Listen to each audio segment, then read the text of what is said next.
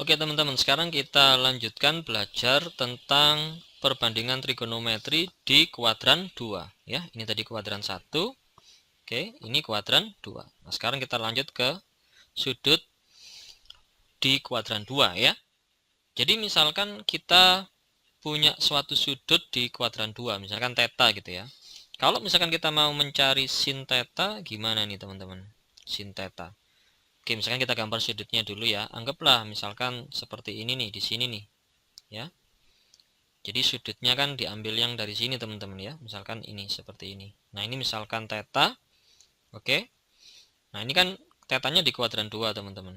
Nah, gimana kalau mau mencari sin theta? Segitiganya kita buat yang mana ini? Nah, kita buat yang di sini ya, teman-teman. Jadi kita proyeksikan titik ujung ini ke sumbu X sama ke sumbu Y. Oke. Nah, jadi kita ambil sudutnya sekarang yang ini teman-teman. Tetap antara ini, R-nya ini dengan sumbu X. Jadi kita ambil sudutnya yang di sini ya. Nah, sini nih. Anggaplah ini misalkan beta. Jadi sin theta di sini itu sebenarnya nilainya akan sama dengan sin beta ya. Nah, kalau kita ambil acuan sudutnya itu yang beta sini, teman-teman, berarti sisi depannya yang mana? Ini kan sisi depannya kan, ya. Sisi depannya yang sini, ya. Ini Y-nya atau depannya. Oke. Kemudian ini X-nya kan, teman-teman. Ini sampingnya, ya. Kemudian ini miringnya R. Oke. Miringnya ini R ya. Misalkan kita namakan seperti itu. Nah, berarti sin berarti depan per miring berarti Y per R. Nah, kalau teman-teman lihat Y-nya ini kan di atas sumbu X ya, atau di sumbu Y positif. Berarti nilainya positif. Nah, untuk R dia selalu positif. Oke, jadi nanti nilai dari sin theta sama dengan sin beta itu nanti nilainya akan positif Y per R gitu, teman-teman. Oke, kebayang ya? Nah, jadi seperti itu ya, teman-teman. Jadi Y-nya di sini itu tandanya plus. Untuk X-nya ini, nah X-nya ini kan di sebelah kiri dari sumbu Y, ya kan? Atau di sumbu X negatif, berarti nanti nilainya negatif gitu. Jadi kalau teman-teman misalkan mau nyari cos-nya, cos theta misalkan ya, teman-teman. Cos theta berarti nilainya sama dengan cos beta ya. Maka sama dengan apa? Sama dengan samping per miring, sampingnya itu X, tapi tandanya harus diikutin. Min X per R. Nah, jadi nanti nilainya adalah bernilai negatif. Oke? Nah, kalau teman-teman coba satu-satu, nanti akan ketahuan bahwa untuk kuadran 2, yang positif itu hanya apa? Yang positif itu hanya sin sama kebalikannya sin, alias kosekan. Nah, 2 ini bernilai positif. Nah, untuk yang lain akan bernilai negatif ya. Yang lain, perbandingan trigonometri yang lain akan bernilai negatif. Untuk kuadran 1 semuanya positif. Sin kostan ya, kosekan, sekan, kotangen semuanya positif. Nah, jadi seperti itu teman-teman. Ya, kebayang ya, teman-teman ya. Nah, jadi untuk kuadran 2 yang positif itu hanya sin sama kosekan. Untuk yang lain-lain negatif. Untuk yang kuadran 1 semuanya positif. Oke. Sekarang kita lanjut untuk perbandingan trigonometri di kuadran 3. Kita lanjut di video berikutnya ya.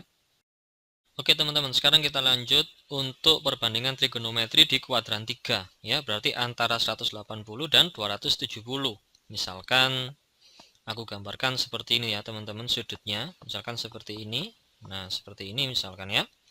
Jadi sudutnya kan dari sini ke sini nih ya. Nah, misalkan ini theta, di mana tetanya itu di kuadran 3 ya. Oke. Nah, misalkan kita mau nyari sin theta. Nah, gimana ini teman-teman caranya?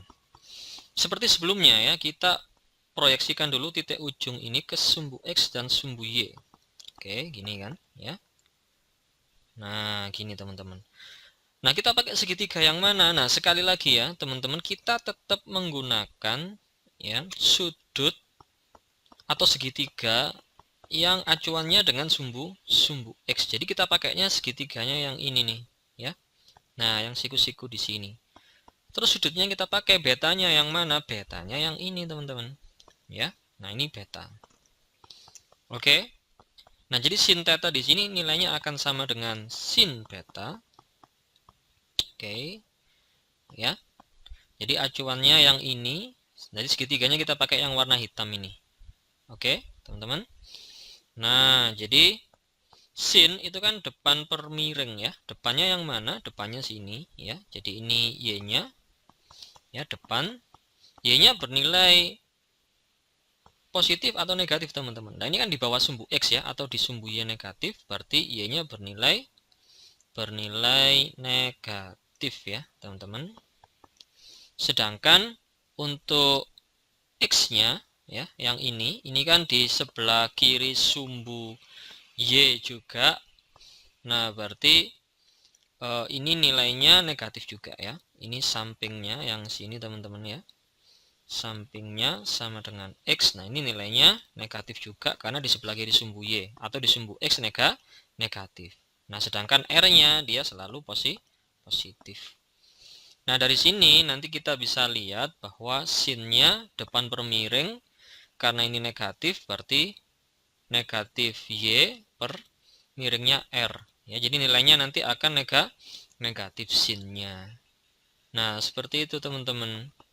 Ya. Otomatis cos-nya nanti juga akan bernilai negatif ya, karena sampingnya dia juga negatif. Jadi ini min X per R ya, negatif juga.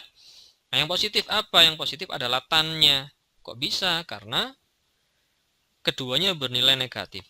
Depan per samping berarti min Y per min X. Nanti ini kan bisa saling cancel ya. Jadi Y per X positif. Nah, gitu teman-teman ya. Jadi untuk kuadran 3, perbandingan trigonometri yang bernilai positif itu hanya tan sama apa? Hanya tan sama kebalikannya tan, kotangen gitu, teman-teman. Yang ini bernilai positif, yang lain bernilai negatif, seperti itu. Oke, kebayang ya, teman-teman ya. Nah, jadi kalau kuadran 1 itu semuanya positif ya.